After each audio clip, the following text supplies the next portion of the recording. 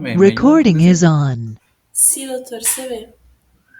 Ahora se ve que pasado la diapositiva o se queda en la diapositiva, en la misma diapositiva. Está en la número 1. No avanza, ¿verdad? Ah. Sí, es un defecto que tiene el Meet, que vamos a tratar de Ahora sí. compensarlo haciendo esto más grande, pero Ok. lastimosamente así es el Meet. Bueno, primeramente, pues me presento, yo soy médico pediatra, tengo especialidad en terapia intensiva de niños y pues mucho interés en difundir conocimientos que ayuden a disminuir la mortalidad y la morbilidad en niños. El tema que vamos a hablar hoy es la prevención y control de las hepatitis virales desde el punto de vista de la salud pública y desde el rol de nosotros como profesionales médicos. Ahí les dejo algunos datos de contacto por si necesitan posteriormente alguna información adicional. Vamos a hablar acerca de estos aspectos, ¿no? Primero vamos a hablar sobre las hepatitis, que vamos a enfatizar sobre todo en la hepatitis A, que creo que es la más relevante en esta temática, las medidas de control o prevención que tenemos disponibles y, por supuesto, también el rol médico dentro del punto de vista del tratamiento de las enfermedades causadas por los virus de la hepatitis. Primero, mencionar que las hepatitis son principalmente enfermedades virales y que tienen diferentes agentes etiológicos, cada uno con sus características propias. En algunos lugares suele ser, digamos, epidémica la aparición de hepatitis y en otros, como en nuestro caso, puede ser un poco endémica.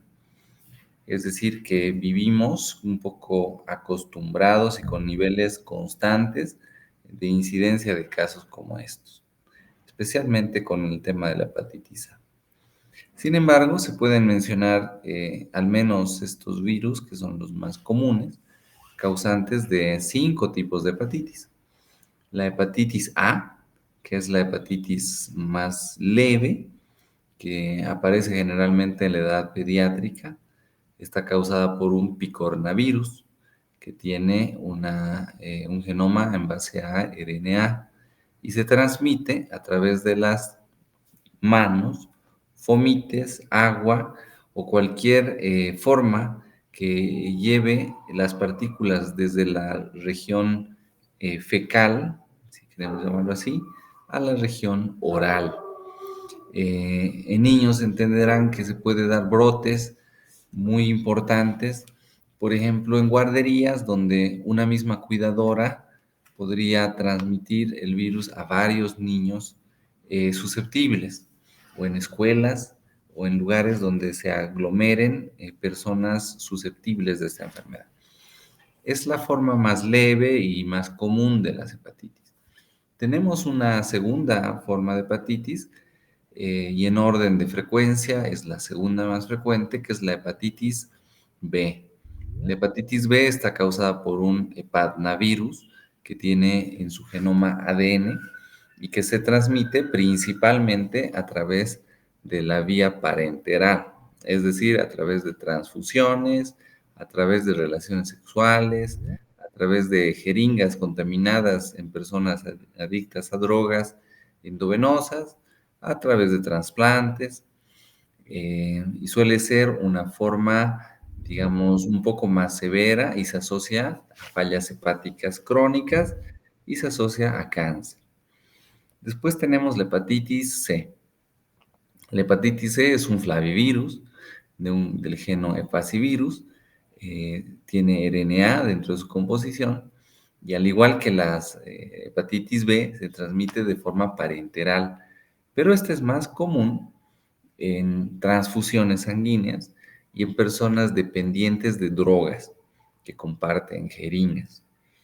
La hepatitis D, que no tiene una clasificación, pero se conoce que es un genoma en base a RNA, se transmite por vía parenteral. Y la hepatitis E, que es un calicivirus y que está compuesto por RNA y que también se transmite por vía fecal oral, pero principalmente a través del agua, a diferencia de la hepatitis A. Yo recuerdo cuando estaba realizando una rotación en Bélgica, en un centro de rehabilitación de drogodependientes que usaban jeringas para introducirse heroína y otros opioides. Había una incidencia muy alta de hepatitis C en estos enfermos, ¿ya? Y bueno, al ser un problema de salud pública en ese país, la alta incidencia de cáncer hepático y falla hepática crónica en su población joven adicta a drogas por el virus, por las cuales adquirían el virus de la hepatitis C, instalaron algunas políticas para controlar la transmisión de este virus. Y fíjense qué curioso, las políticas eran las siguientes. Cada persona drogodependiente venía con un baldecito donde estaban todas las jeringas que había utilizado durante las semanas en las cuales estaba en casa y se le devolvían las nuevas, ¿ok? Para que pues se siga, si quieren, drogando, pero no comparta jeringas. Lo que pasa es que el virus se transmitía debido a que estas personas compartían jeringas para, pues, drogarse, ¿no? Y al ser grupos pequeños, entonces fácilmente de uno enfermo pasaban a ser toditos enfermos, entre otras cosas, ¿no? Porque también les daban, aparte de jeringas nuevitas para que puedan continuar su vida, como ellos prefieran, les daban otras drogas lícitas con una, digamos, menor afectación de la vida del paciente. Por ejemplo, la metadona. Se les daba litros de metadona para que ellos puedan tomar y calmar un poco la ansiedad cuando no podían utilizar su heroína. Entonces, interesante medida de control de enfermedades sin dar la contra la corriente, sino más bien dirigiendo el río a un molino que sea positivo y pues beneficioso para todas las partes. Dentro de las políticas que podemos mencionar es esta. Además que el tratamiento de la hepatitis C es sumamente caro. El tratamiento está en base a interferón y además en base a ribavirina y en muchos casos a otras drogas extremadamente costosas. Entonces, para el Estado es sumamente caro cuando se abordan estos problemas desde el punto de vista de la salud pública y resulta más barato implantar medidas que mitiguen un poco la enfermedad. Sin embargo, nos vamos a centrar en la hepatitis A. Y bueno, estos son dos estudios hechos en Bolivia por unos doctores, Gondolfo y los doctores Conomi, en artículos publicados en revistas importantes, en los cuales hicieron una prevalencia de infecciones. ¿Y qué encontraron? Fíjense, en el primer estudio que está a la mano izquierda, eh, hicieron una muestra de más o menos 1.300 niños de dos diferentes escuelas en Santa Cruz, donde buscaron anticuerpos para hepatitis. De esa manera, deducir cuál era la prevalencia, es decir, cuántos se habían enfermado alguna vez de hepatitis. ¿Y qué encontraron en estos pacientes?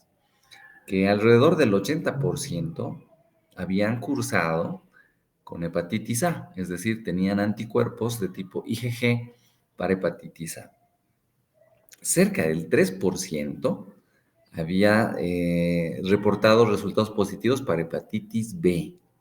Imagínense una prevalencia muy alarmante. Para la hepatitis C llegaba cerca al 1% la incidencia y parecida en temas de proporción al 1% la de virus E, hepatitis virus tipo E. Entonces, ese primer reporte nos mostraba digamos, un reporte, un pantallazo de cómo se comportan estos virus en Bolivia, con todas nuestras características sociales, económicas, logísticas, y en una ciudad representativa como es Santa Cruz. En el otro estudio que vemos a la mano derecha, se buscaron entre los virus típicos otros de infecciones por una hepatitis virus de tipo G, del cual se encontraron casos, pero extremadamente pocos. Entonces, ¿qué nos muestra esto en términos fáciles de entender? Nos Bueno, muestra mía, pero parece que la alimentación. un ratito, vamos a silenciarle el micrófono. Alguien está hablando por ahí. Creo que es Gister. Gister, silenciar, ¿cómo se silencia?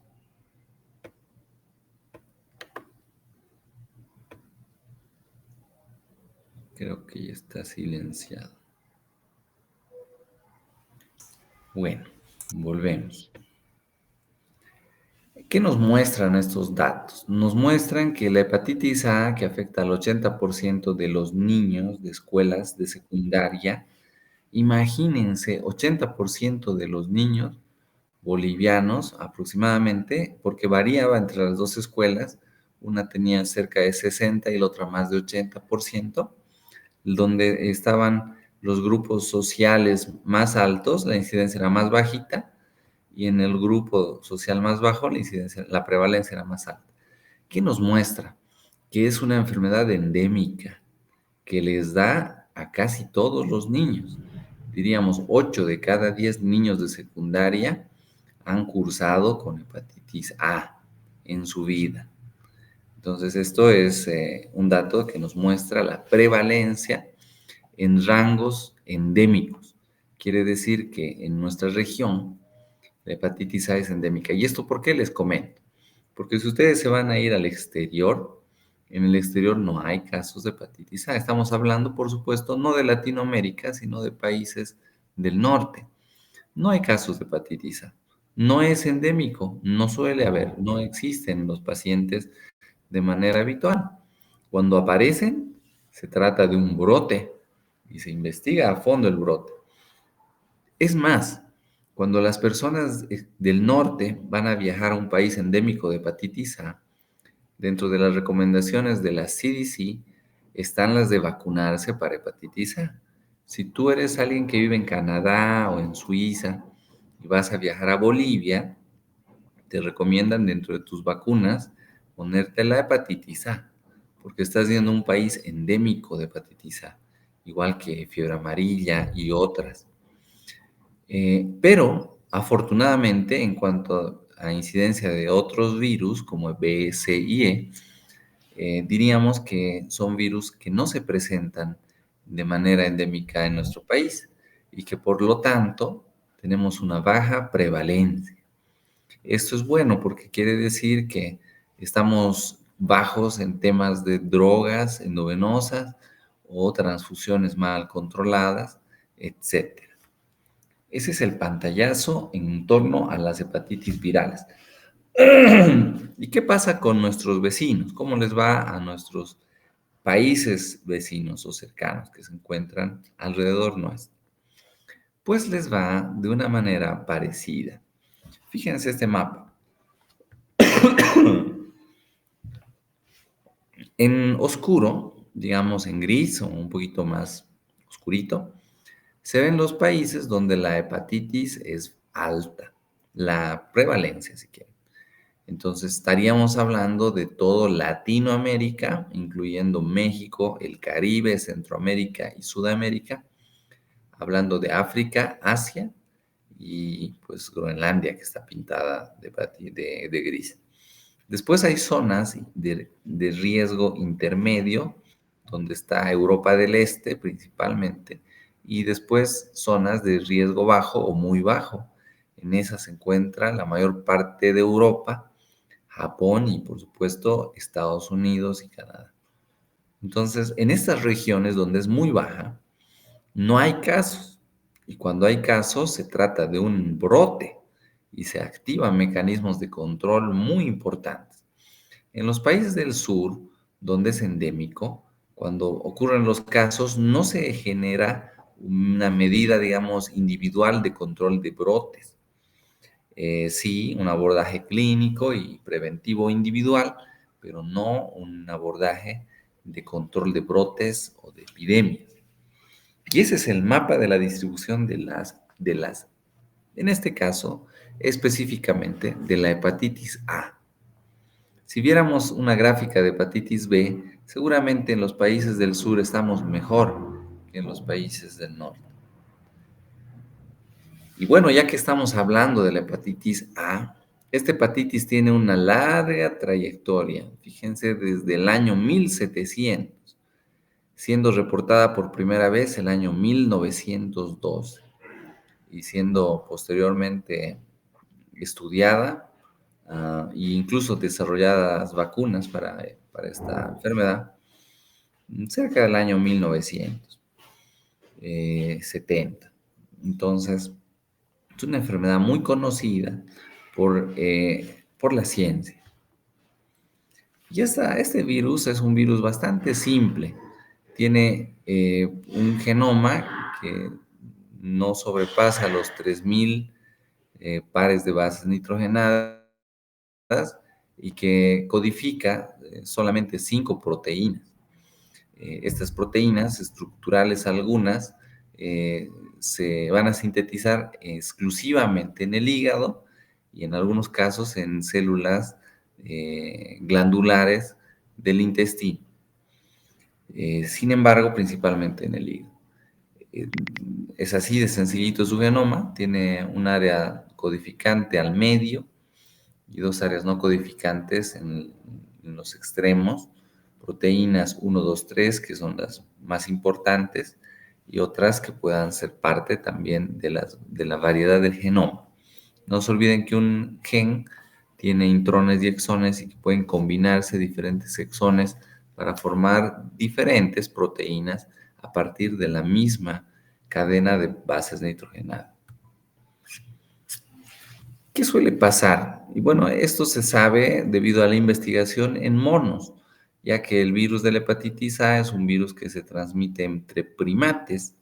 Hay como 7 tipos de virus de la hepatitis A, de los cuales 3 afectan solamente a humanos, y el 1 y el 3 son los más comunes. Entonces, en monos de laboratorio, en primates, se les administraban fluidos con las partículas virales para estudiar cómo es el ciclo biológico de este virus. ¿Y qué se aprendió de estos estudios? Primero se aprendió que la, digamos, transmisión es a través de la vía oral, que los alimentos contaminados deben ingresar por la mucosa gastrointestinal. Específicamente, son reabsorbidos en el intestino delgado, de donde pasan a la circulación portal. Una vez en la circulación portal, la sangre venosa de la porta llega al hígado, donde finalmente los virus encuentran sus receptores y son asimilados por los hepatocitos, donde proliferan y son secretados a la bilis, de donde pues nuevamente retornan al duodeno y transitan el intestino sin interrupción. Cuando son eliminados, estas partículas virales a través de las heces tienen capacidad para pues contagiar a otras personas. Entonces podemos marcar 5 fases: la ingestión del material infectado, la absorción a través de la región del intestino delgado a la circulación portal, la replicación del virus en el hígado, la secreción a la bilis del hígado y la excreción del virus a través de la bilis hacia las heces, de donde se repite el ciclo en un nuevo huésped. Fíjense que todo este ciclo puede generar hasta 40 días de transmisión de enfermedad. ¿Por qué? Porque la vesícula biliar suele ser un reservorio de bilis que muchas veces no se moviliza bien. Entonces, los virus que han sido eliminados a través de la bilis pueden almacenarse en la vesícula un tiempo que puede llegar hasta ser de 40 días posteriores a la infección aguda, el periodo de transmisión de la hepatitis a huéspedes susceptibles. Entonces tenemos la epidemiología, afecta a muchísimas personas, principalmente en las regiones bajas. En el sur es bastante esporádica, endémica, y en el norte es epidémica. La transmisión es fecal-oral, persona a persona, o contaminación de la comida o de las aguas. El diagnóstico se hace a través de la determinación de anticuerpos en la sangre.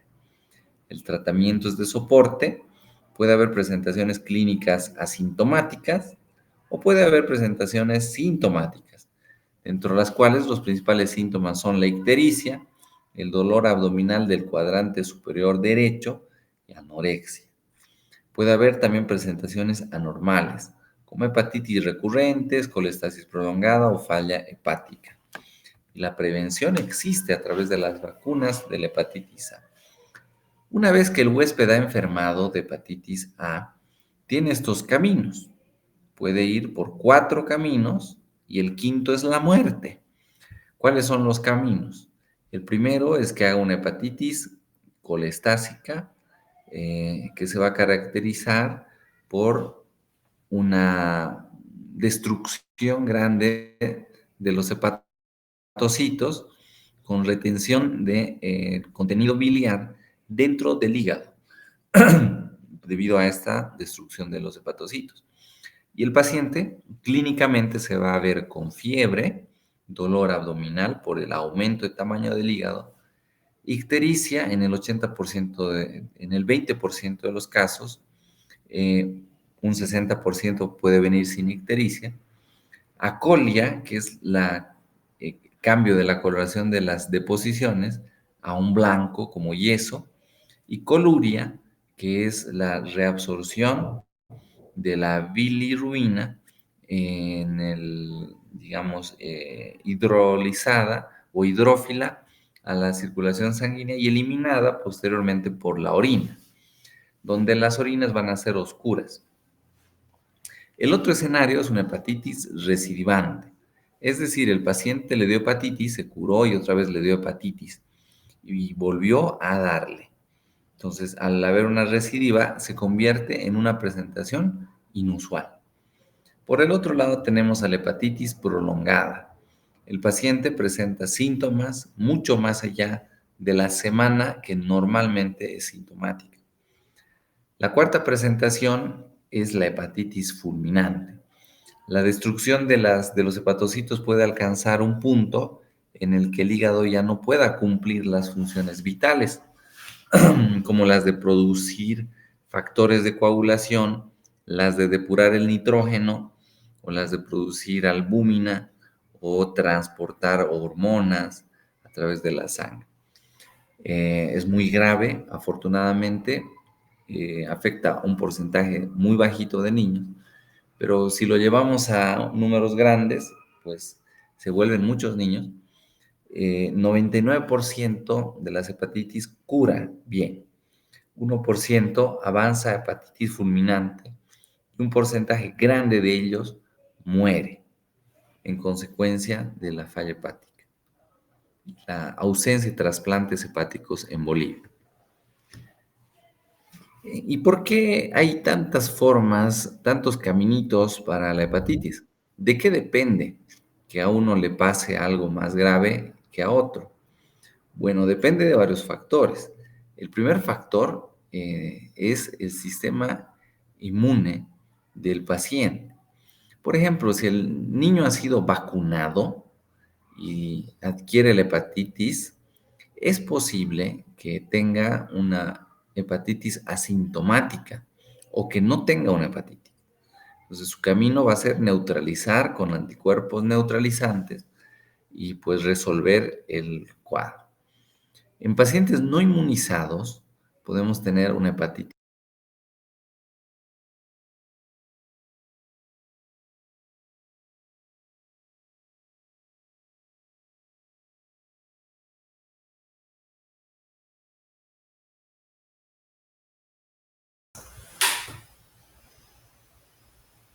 Hola, doctor, disculpe. Su micrófono se deshabilitó. Ok. ¿Me podrías indicar desde qué diapositiva? Desde ahí mismo. Desde aquí mismo. Ajá. Ok, gracias. Entonces volvemos a la diapositiva. Permíteme un ratito. Ok.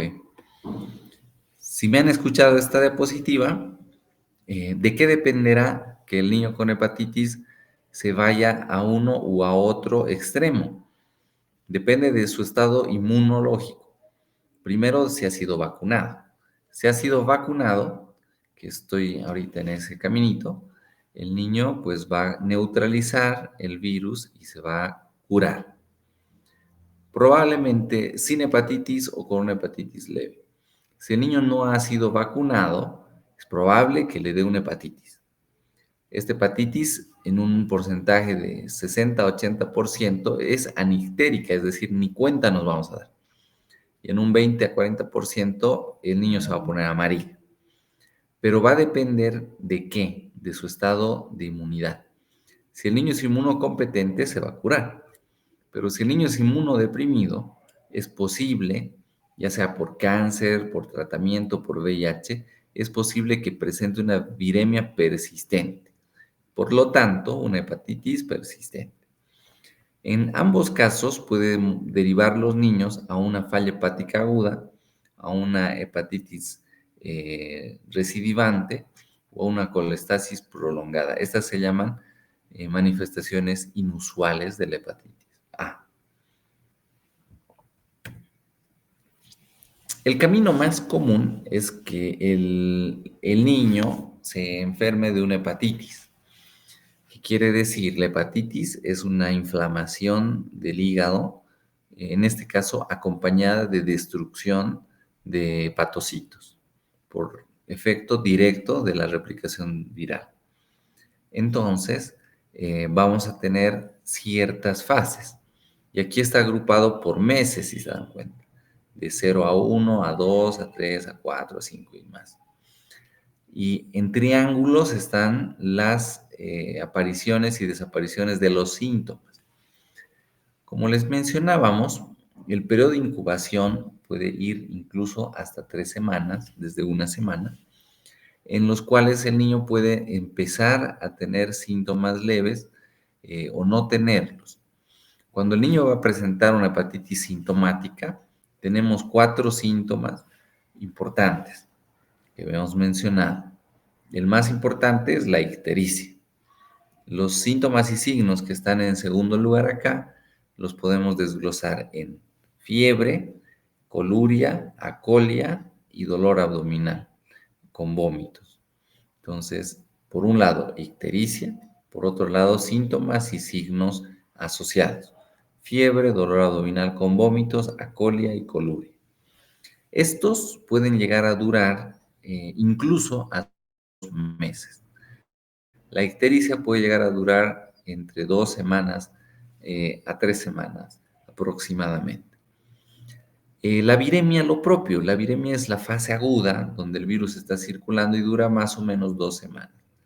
Y la eliminación de los virus en heces, pues se dan desde antes de la aparición de los síntomas hasta pues 40 días posteriores a cuadro clínico. En general, 30 días, pero puede extenderse. Normalmente, cuando vemos un paciente ictérico, pensamos en un problema hepático, una colestasis, que puede estar aumentando la bilirrubina directa. Y les pedimos bilirrubinas, también les pedimos transaminasas, y dentro de las transaminasas, la GOT puede estar elevada más de 100 veces su valor normal. Este fenómeno se da al inicio de la enfermedad. Luego aparecen 2 anticuerpos, como saben. El primero en subir es el IgM, pero después desaparece rápidamente hasta los 6 meses.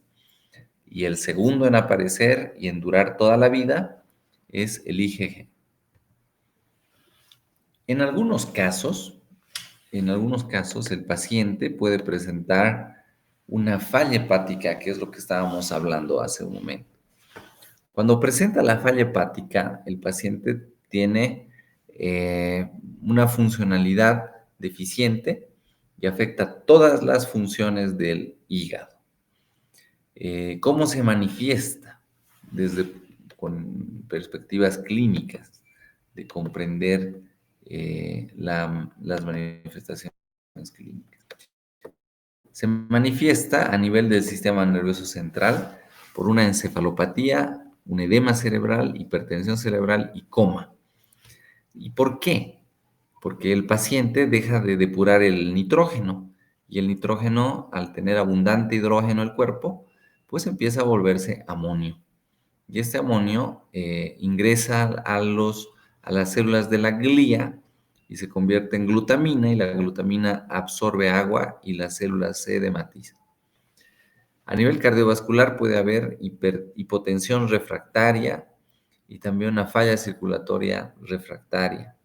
Esto muchas veces porque el hígado, al producir la albúmina, genera en el organismo una capacidad de retener el líquido dentro de los vasos. Cuando se deja de producir albúmina y está baja por debajo de 2.5, la sangre pierde su capacidad de retener el líquido y se fuga al intersticio. Entonces el paciente empieza a tener edemas y tener una falla circulatoria refractaria a volumen, porque si le das volumen, lo único que vas a hacer es que se fugue más. Síntomas respiratorios: por la fuga del líquido a nivel de los pulmones, puede tener edema pulmonar con falla respiratoria, puede presentar hemorragia pulmonar si hay afectación de los factores de coagulación, síndrome de distrés respiratorio si hay inflamación, y puede requerir intubación y ventilación mecánica. A nivel renal, produce una falla renal prerrenal debido a que baja mucho la circulación efectiva de sangre y el riñón empieza a hipoperfundirse. Y también puede generar lo que se denomina el síndrome hepatorrenal. A nivel adrenal, de las glándulas suprarrenales, puede producir una insuficiencia relativa y un síndrome hepatoadrenal. A nivel hematológico, coagulopatías que no se corrigen con vitamina K y coagulación intravascular diseminada. Esa es la función más importante del hígado: mantener el equilibrio hemostático de la sangre, dentro de las cuales uno de los criterios de falla hepática es justamente el INR mayor de 1.5. A nivel gastrointestinal puede producir sangrados, a nivel infeccioso puede sobreañadirse una infección, y a nivel metabólico va a haber hipoglicemia, hiperamonemia y otros. Y bueno, entramos a la parte ya final de la presentación, en la que pensamos desde el punto de vista del salubrista sobre cómo podemos controlar la enfermedad de la hepatitis A. Y el control de la infección está principalmente enfocado en una estrategia, la estrategia de frenar la cadena de transmisión de la enfermedad. Entonces, ¿cómo se puede frenar la cadena de transmisión? Aislando a los contactos y a los casos, por supuesto.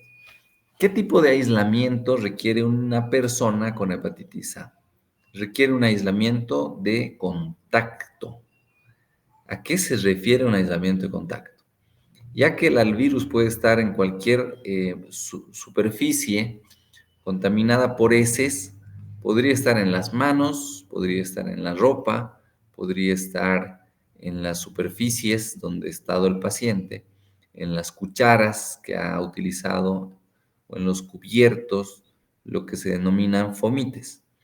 Entonces, aislamiento de contacto quiere decir dejar al paciente con sus propios utensilios en su propia habitación y mantener la distancia de 1 metro a él.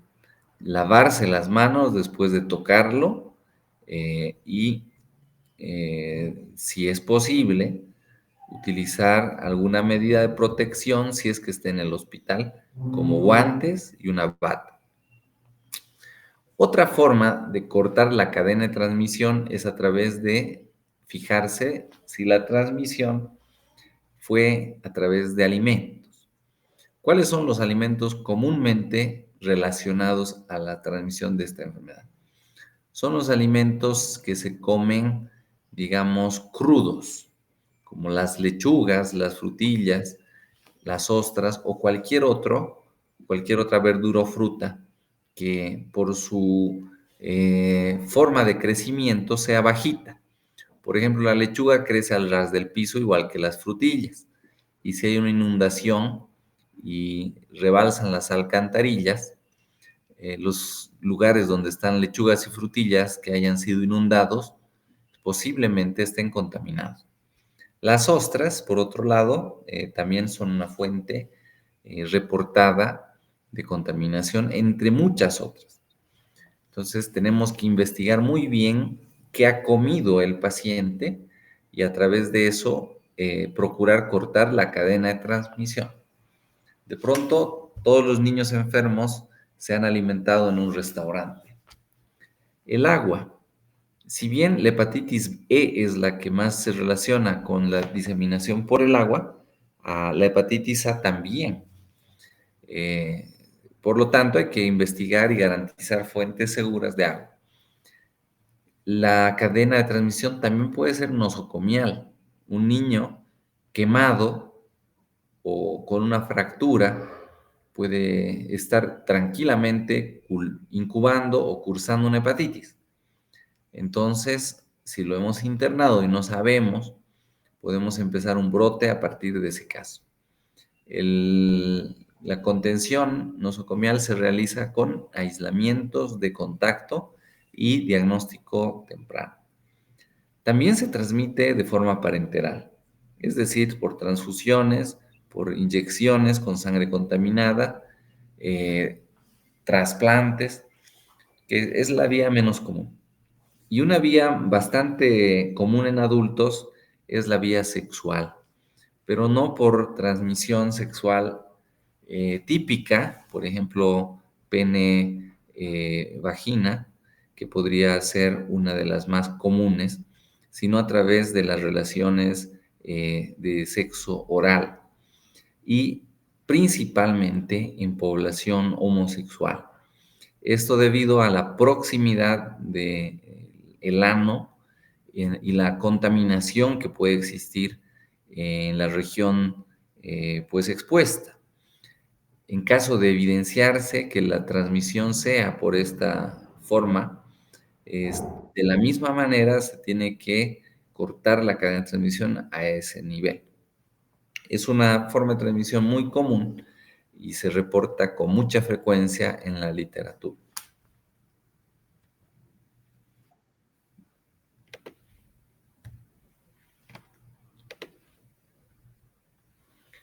Y bueno, acá la evidencia es abrumadora. Primero voy a borrar esto porque estas eran diapositivas animadas. Tenemos reportes sobre cómo han ido los países mejorando sus casos después de introducir las vacunas. Como podemos ver, a la mano derecha, en California, este estudio está realizado en California, se han ido incrementando las dosis de vacunas para hepatitis desde el año 95 y han llegado hasta el 70%. Imagínense, la población vacunada crecía cada año de 30,000 hasta 44,000 niños vacunados. Como ustedes saben, la vacuna no existe en Bolivia dentro del PAI. La vacuna que se llama Avaxim, que tiene componentes inactivados del virus, se compra de manera particular y se administra en niños mayores de 1 año, con una segunda dosis a los 6 meses en nuestro país. Al no ser una vacuna cubierta por el Estado, la tasa de vacunación es muy baja. Y a la mano izquierda se ve los grupos afectados por la hepatitis antes de las vacunas y después. Si las vacunas han empezado a aplicarse el 95, como nos muestra la gráfica de la derecha, a la izquierda han visto los casos de pacientes con hepatitis. Y de 0 a 17, pues estaba casi 60 por cada 100,000 cada año como incidencia, y era muy rara la afección en mayores de 40. Fíjense que con la vacuna, posteriormente, esta curva de edades se aplana mucho, cosa que es muy bueno y deberíamos hacer los esfuerzos necesarios para poder introducir esta vacuna a nuestros esquemas de vacunación. En el hospital donde trabajo, cada año mueren entre 3 y 5 niños por fallas hepáticas agudas secundarias a hepatitis A fulminantes. Entonces, amerita un análisis y reflexión sobre este tema, teniendo la disponibilidad de las vacunas. Hay otra forma también, pero no existe en Bolivia, es la administración de inmunoglobulinas. Cuando ha habido un caso, supongámonos que estamos en un país donde no hay casos, Noruega. Entonces, 2 migrantes bolivianos presentan fiebre, ictericia, y en su hospital les detectan hepatitis A. Como medida de control, van a aislar a las personas enfermas durante el periodo de cuarentena y van a tenerlos aislados. Adicionalmente, a los contactos les van a vacunar y les van a administrar inmunoglobulinas.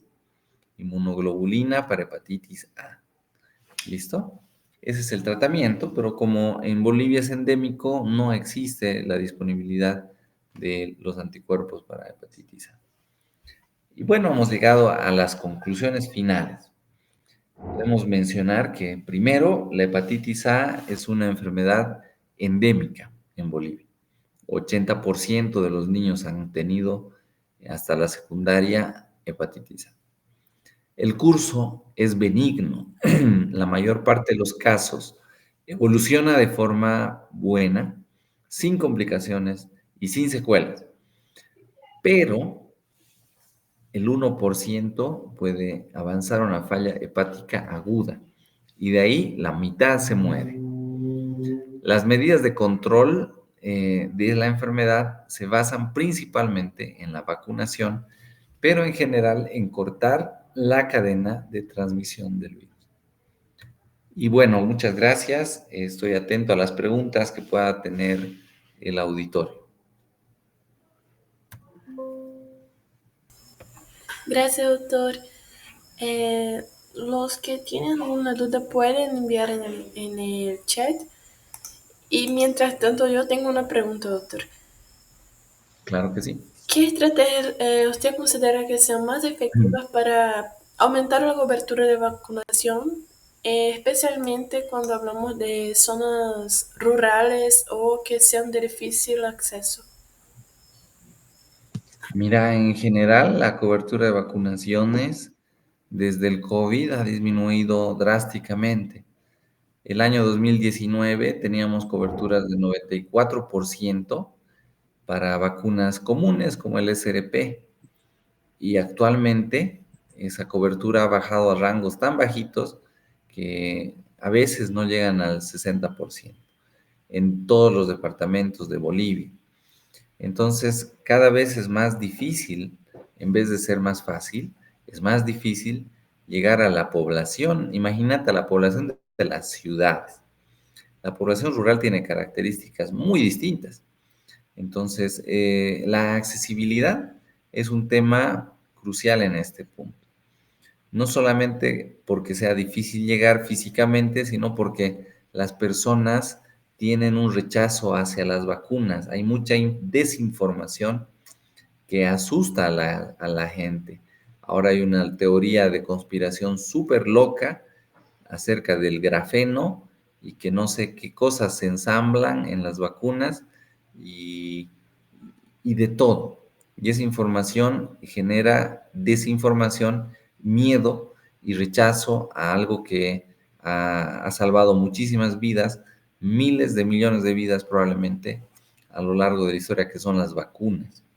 Entonces, las estrategias son educación, primero, prevención y promoción, segundo, mejorar el acceso y dentro de eso también una batalla, digamos, contra la desinformación.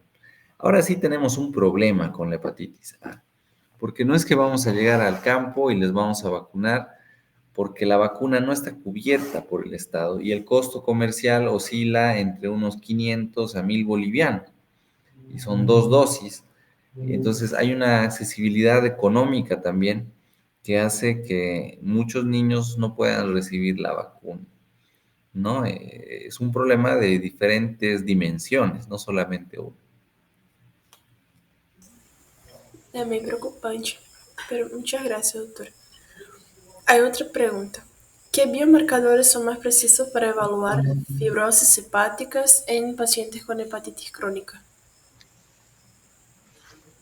A ver, biomarcadores para evaluar.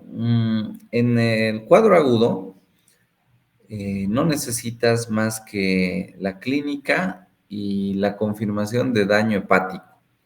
Puedes confirmar el daño hepático con las transaminasas o las bilirrubinas o cualquiera combinación de marcadores de función hepática. Sencillo.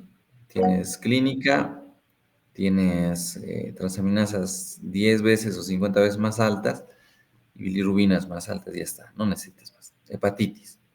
Le haces una ELISA, le pides IgM y si da positivo, perfecto. Hepatitis A, terminaste. Cuando estás sospechando de una falla hepática, necesitas 2 marcadores. El primero es el TP. El TP se deriva de la tiempo de protrombina. El INR. Cuando el INR es mayor de 2 y el paciente tiene hepatitis, lo catalogas como falla hepática aguda. Si el paciente tiene 1.5 más encefalopatía hepática, lo catalogas como falla hepática aguda. Y ese es el tercer componente, la encefalopatía hepática. La encefalopatía hepática se puede medir con un marcador muy bueno, que es el amonio. Si el amonio está mayor de 150, consideramos que tiene una falla hepática. Las hepatitis crónicas o las colestasis crónicas, tenemos muchos marcadores, de pronto algunos otros que desconozco que puedan ser experimentales, pero en la clínica podemos utilizar marcadores de colestasis, que estos son la GGT, la gamma-glutamil transglutaminasa, que puede estar alta, y la fosfatasa alcalina. Estos 2 marcadores pueden darte pautas sobre la cronicidad de una colestasis. Después, cáncer hepático. Si sospechas de cáncer hepático, los marcadores más comunes son el alfa-fetoproteína, que es uno de los marcadores de los hepatoblastomas, y para los hepatocarcinomas no conozco marcadores que podamos utilizar. Después, ¿qué más? A ver, fibrosis hepática. Mucho más complicado, ¿no? La fibrosis generalmente está mediada por el factor de crecimiento transformante beta, TGF beta, no solamente en el hígado, sino en todos los órganos. Entonces, a través de la determinación de los valores del TGF beta, podríamos evaluar de manera precisa la presencia de una fibrosis hepática. Sin embargo, el término tal vez que querías utilizar era cirrosis. La cirrosis es un grado ya avanzado de disfunción hepática crónica en la que el hígado reduce su tamaño o su función y hace una fibrosis hepática considerable, ¿no? En ese caso, los marcadores son mucho más complejos. Gracias, doctor. Hay un compañero que está con la mano levantada, no sé si quiere hablar, es Gerardo. ¿Quieres hablar? Sí, buenas noches. No sé si el doctor logra escucharme. Fuerte y claro, Gerardo. Ok, doctor. Bueno, yo soy médico en el departamento de ginecología y obstetricia de mi hospital. Y quisiera hacerle una pregunta acerca de una paciente con síndrome de Gel que yo tuve. También presentó hepatitis A, pero a partir de la conducta de desembarazo quirúrgicamente, por el síndrome de Gel. La paciente terminó en cuidados intensivos por encefalopatía hepática, por la hepatitis A, aparte de que las transaminasas subieron, por supuesto, por el síndrome de Gel. La paciente se le llegó a colocar esteroides porque las plaquetas estaban demasiado bajas para un rescate plaquetario en vista de que en el hospital no contábamos con el derivado de plaquetas. En el caso de la paciente, lamentablemente la paciente falleció, pero quisiera saber cuál sería la conducta a tomar en este tipo de casos, ya que el proceso de metabolización de los esteroides ocurre en el hígado. ¿Cómo podríamos hacer en ese caso? Una excelente pregunta, Gerardo, muy, muy buena la reflexión. Mira, es una combinación muy, muy lamentable de enfermedades que acontecieron. Primero, el embarazo. El embarazo en sí modifica la fisiología de una mujer, eh, tendiendo en general a frenar la respuesta inmune. Una mujer embarazada hace un cambio en su sistema inmunológico, apagando la inmunidad celular y activando la inmunidad humoral. Entonces va a ser más probable que una mujer embarazada mejore sus síntomas de artritis reumatoide, pero empeore sus síntomas de lupus mediados por anticuerpos. Por un lado, eso en la base, digamos, del cuadro. Segundo, ha presentado una eclampsia severa y ha hecho un síndrome de HELP, lo que quiere decir que la paciente ha alcanzado niveles altos de mala perfusión secundaria a la hipertensión arterial, que ha llevado a una lesión endotelial severa. Cuando el endotelio se activa y la perfusión se ve afectada, normalmente el glucocáliz de los capilares pierde la calidad. Y una vez que la calidad del glucocáliz está dañada, se exponen de la superficie algunos dominios del factor tisular.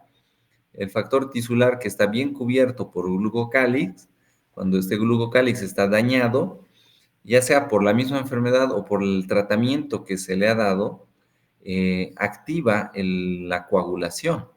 Este factor tisular activa el factor de von Willebrand, el factor de von Willebrand activa las plaquetas y las plaquetas activadas empiezan a consumirse en los capilares, se adhieren a los capilares donde el factor tisular ha sido expuesto. Esta caída de las plaquetas genera una disfunción a nivel de la médula y riesgos de sangrado. Posiblemente en ese punto ustedes han empezado a estudiar a la paciente. Ahora, sumale a eso la mala suerte que la paciente cursó la hepatitis A. Entonces, si es cierto que la hepatitis A era aguda en ese momento, a lo que ya tenía por su enfermedad y por su embarazo, le ha aparecido una destrucción masiva de hepatocitos. Con la destrucción masiva de hepatocitos tienes un fenómeno rápido, que es la caída de la producción de factores de coagulación, lo que hace que el INR se prolongue y la paciente presente sangrados. Pero tienes dos cosas más que van a ser tal vez decisivas. La caída de la producción de albúmina. La caída de la producción de albúmina en una paciente con una enfermedad del endotelio puede ocasionar que exista una gran fuga capilar. Es decir, que la paciente pierda la capacidad de retener el agua en su sangre y tenga edema cerebral, edema pulmonar y edemas intersticiales o tisulares. Segundo, la hipoglicemia. La hipoglicemia y la hiperamonemia. Estos dos, la hipoglicemia y la hiperamonemia, van a ir a afectar directamente al cerebro, haciendo el edema cerebral más importante. Entonces, es la tormenta perfecta para que todo salga mal. A eso, el intento del equipo de mejorar la respuesta inmune, de dar corticoides. Entonces, dependiendo qué corticoide y a qué dosis se haya administrado, se pueden alcanzar diferentes objetivos. Si administras los corticoides a dosis baja, El objetivo principalmente es antiinflamar. Antiinflamar a través de bloquear la transmisión de citoquinas y disminuir la actividad de la interleucina 2 y del interferón gamma.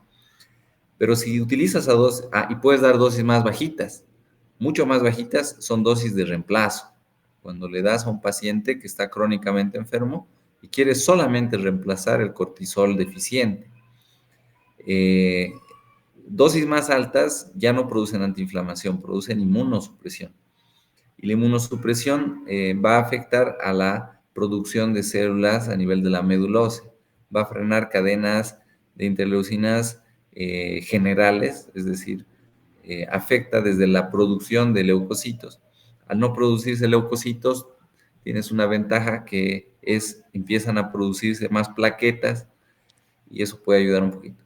Ahora, ¿dónde actúan los corticoides? Los corticoides tienen dianas en todo lado, incluyendo el hígado, pero el efecto que ustedes han querido seguramente obtener era a nivel de las células del sistema inmune frenando un proceso inflamatorio. No creo que hayan dado corticoides con la finalidad de frenar la fibrosis o los cambios a nivel del hígado, porque en ese punto eso no era prioritario. Lo prioritario era mantener la vida de la paciente. Ahora, ¿qué cosas podríamos haber hecho en otros escenarios en los que existan los recursos? Cuando el hígado falla, lo que se genera como residuo de la síntesis de proteínas o la degradación de proteínas, que es el amonio y otros, se debe depurar a través de una terapia de reemplazo que se llama hemofiltración. Esta hemofiltración consiste en remover los solutos del plasma a través de hemofiltros.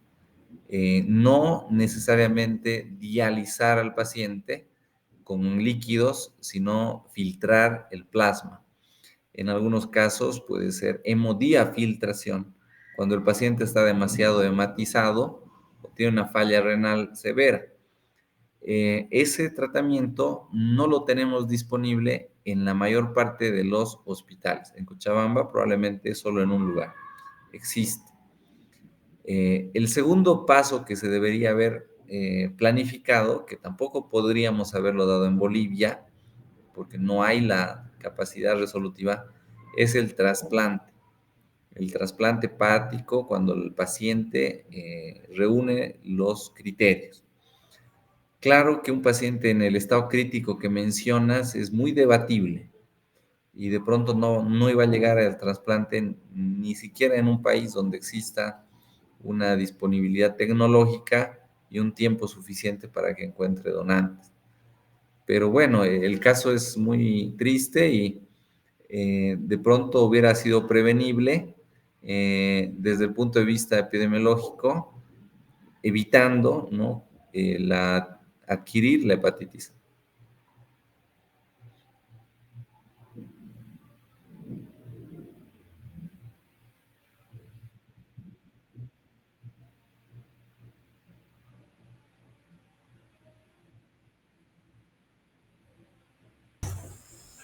Gracias, doctor. Gerardo te agradeció igual. Y no hay más dudas, creo, pero si alguien quiere hablar, puede levantar la mano.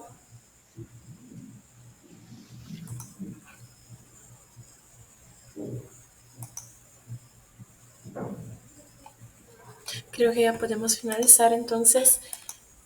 Doctor, muchísimas gracias por su valiosa participación el día de hoy.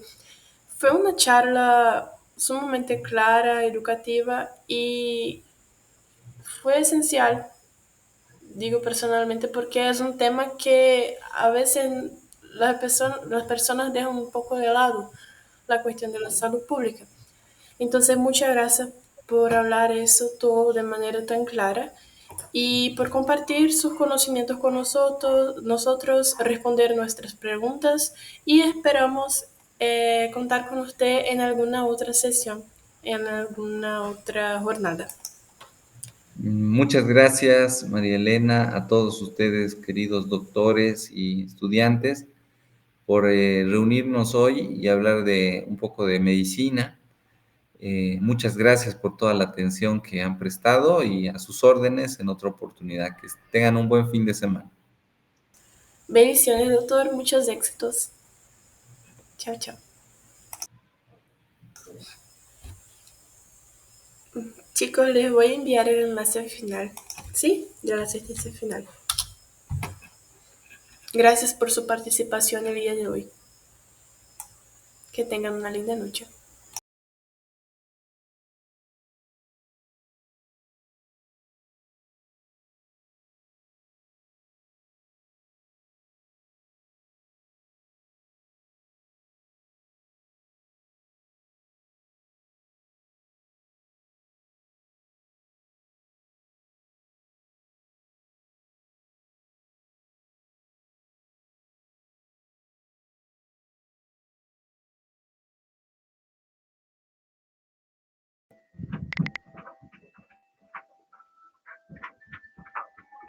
¡Ay!